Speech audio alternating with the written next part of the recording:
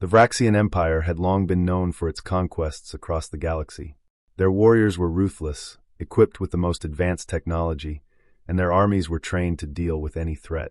They had wiped out entire civilizations with ease, crushing anything that dared challenge them. So when the Vraxians set their eyes on Earth, they saw little more than a primitive planet full of weak creatures that could be conquered without much effort. For years, the Vraxians had observed Earth's wildlife, noting the creatures that humans seemed to hold in high regard: lions, wolves, sharks. But they considered these to be mere curiosities, far from true threats. The Vraxian warlords scoffed at the idea that Earth's predators could stand up to their superior technology and military prowess. After all, their weapons could melt through steel, their ships could decimate entire cities from orbit, and their foot soldiers were genetically enhanced to be the perfect killing machines. When the Vraxian fleet finally arrived in Earth's orbit, their expectations were clear. The humans would put up a futile fight, perhaps attempt to flee into the wilderness or huddle in their cities, but they would eventually bend the knee. The Vraxians had no fear of any earthly predator, and their advanced technology made them confident they would easily overwhelm whatever the humans had to offer. But the Vraxians had underestimated humanity in ways they could not imagine. The first few days of invasion went as expected. Earth's militaries attempted to resist, but they were outmatched by the aliens' superior firepower. Cities fell, and humanity's resolve seemed to waver under the weight of the Vraxian assault. But the humans weren't done yet. They were just beginning to understand the true nature of their enemy. And humanity had a surprise waiting. In a remote corner of Africa, a seemingly insignificant event would change the course of the war. A small group of human resistance fighters, led by a former wildlife biologist named Sarah Timmons, had been researching Earth's natural wildlife, looking for any advantage they could find. The Vraxians had scoured Earth's ecosystems and had dismissed them, assuming all the planet's creatures were no match for their own technological might. But what they didn't know was that Earth had a secret weapon, a creature so fearsome, so aggressive, that even the most seasoned predators on Earth were often forced to give it a wide berth. The honey badger. Sarah and her team had been studying this animal for months, looking into its behaviors and its reputation as a fierce survivor. The honey badger was known for its relentless courage, its immunity to venom, and its ability to stand up to predators much larger than itself. But Sarah had a theory. If they could somehow harness the instincts of the honey badger, its fearlessness, its aggression, its tenacity, they could turn the tide of the war. It was an idea born from desperation, but one that soon proved to be more than just a theory. Sarah's team had developed a set of advanced exosuits, inspired by the honey badger's resilient body, designed for close-quarters combat and capable of withstanding extreme damage.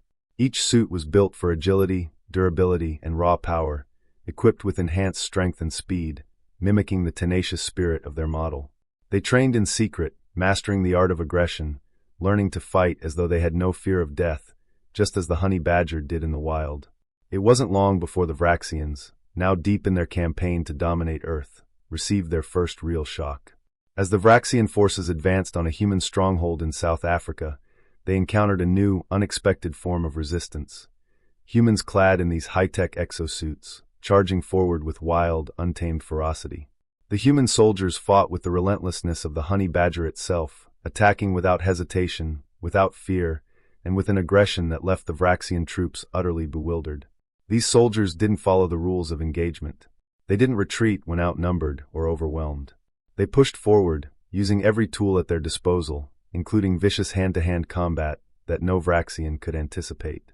One of the first clashes took place in a dense jungle. The Vraxians had landed their troops in the area, expecting to quickly subdue any resistance, but they were met with a sight that would haunt them for the rest of their campaign. A squad of humans, wearing exosuits that seemed to make them look more animal than human, launched an assault. The humans didn't just fight like soldiers, they fought like a swarm of enraged animals, charging at the Vraxians with a ferocity they couldn't comprehend. The Vraxians had superior weapons, but they had no experience fighting a species that didn't fear them. No matter how many times they shot, no matter how many bombs they dropped, the humans kept coming. They tore through their lines with brutal efficiency, taking down soldiers in hand-to-hand combat, using the environment to their advantage. Vraxian warriors, genetically engineered to be the pinnacle of combat prowess, were overwhelmed by the sheer force of human will. The most shocking moment came when a Vraxian commander, desperate to quell the human resistance, ordered an orbital bombardment on the entire jungle. The Vraxians watched as their weapons rained down from the sky, reducing vast swathes of jungle to nothing but smoldering ash. But when the dust settled, they found the humans still standing, battered, bruised, but alive. Worse, they had regrouped, and the Vraxians had lost dozens of their elite soldiers in the aftermath. After the battle, Vraxian scouts were sent to gather intelligence on the human predators, and what they found sent a wave of panic through the invading forces. The humans were not just fighting with the desperation of a cornered species, they were fighting with the mentality of a predator. They had no fear, no hesitation. They fought like animals, using everything from their environment to their bodies as weapons. The Vraxians had never seen anything like it. At a Vraxian command council, the debate raged. How can they keep fighting? One commander asked, incredulous. Their technology is primitive compared to ours, their forces are small, and yet they keep attacking with the ferocity of wild beasts. Another commander, quiet until now, finally spoke up. It's the honey badger. They've learned to fight like one. The truth was undeniable.